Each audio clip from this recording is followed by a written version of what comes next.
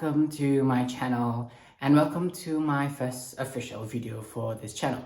I thought I'd share a little bit about my healing journey because I realized nobody talked to me about it and I don't find that many videos, didn't chance more about it, and I thought I want to say my piece. So I've tried to do quite a number of healing processes by myself. I didn't go to a therapist because I couldn't afford to. So I watched videos, talked to people, tried to understand it, and I tried to apply it for myself. So things that I've tried to understand and apply for myself would be, ancestor healing, shadow work, psychotherapy, being present with yourself, the spiritual journey, all that. I think most of them work. The difficulty is actually how do I move on from there? But before I get to that part, I just thought I'd talk a little bit about what happens when I was going through the healing process. So it has been really difficult and disorienting during the healing process. I got more agitated at smallest of things. I couldn't sleep for quite a number of nights. I had pain all over my body, particularly my lower back and my shoulders. And again, I read up about it, what possible emotions were trapped there and being released. And I don't know exactly what it is because it's complex, but I also know that it's because my muscles have been tired from contraction. They've been contracted for far too long, and then now they are finally being released. And at the same time, it also helped me create boundaries with my parents, with my siblings, with people around me, and that has not been easy because I'm creating a new status quo. It has also been confusing on how to say no to certain things and how to create my own boundaries for myself. In a sense that if I know I'm going through a certain process of healing and I've reached a certain point, when do I stop without it being too indulgent? Because then it becomes like an addiction and I don't want that. This period of healing, I realized, took a lot of years. I think it's probably about 3 to 4 years. And it started as soon as I moved out from my parents' place and I was living with someone. And because I have to be independent, I feel, and in my own space, I get to confront all the problems that have been etched in my mind, all the toxic things that I've said yes to, that has become my opus mundi and has become a default. And it was really painful in my chest, in my mouth, in my tongue, to first recognize what those pains are, the history of those pains, and then to unweave them from myself. And I was having headaches. I was going through a lot of things.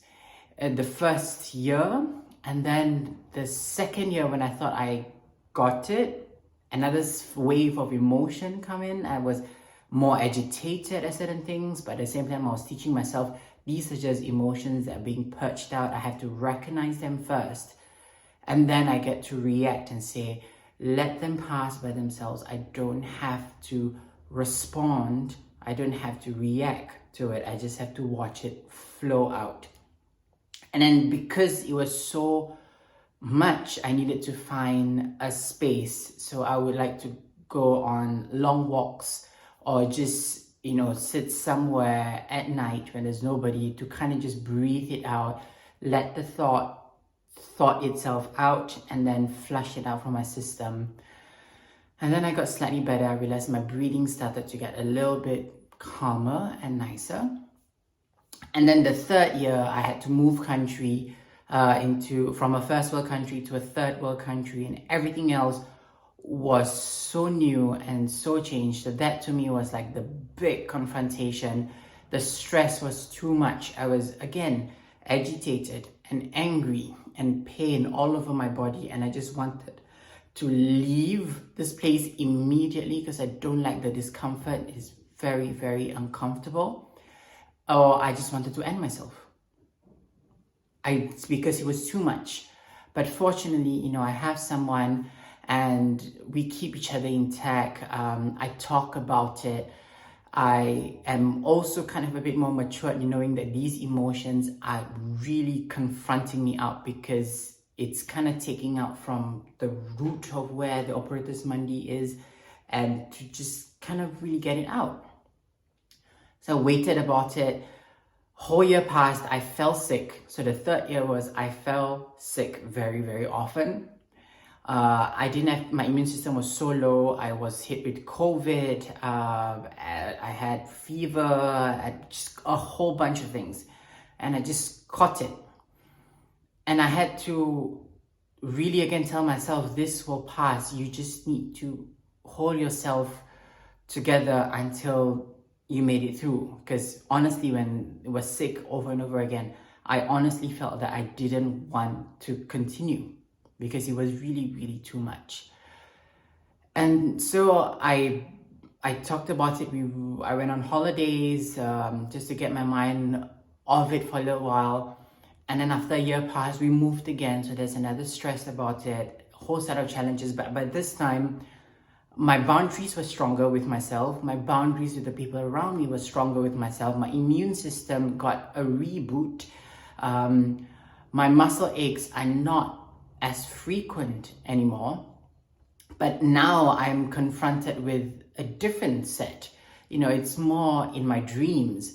My dreams started to be a bit more lucid, and it felt like I was present in my dreams, and I was in this state of sleep paralysis, where I know I'm asleep, but at the same time I'm awake at what's going on around me.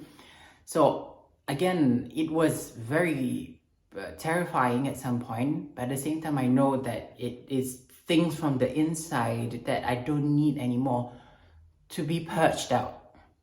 So this is the fourth year coming to an end, and the dreams have become less lucid. I'm more connected to my body. I know what my mistakes are in the past, and I made peace with my shadows, and I've done the shadow work. I've done the ancestral healing, where you pass your burden back to where it originated, which, by the way, was a bit interesting, because when I started asking that question, who does this belong to, and I really focus on myself, it's somehow I trace to a particular line and person, and I had to give it back to that person in my psyche, because I don't want to carry it anymore.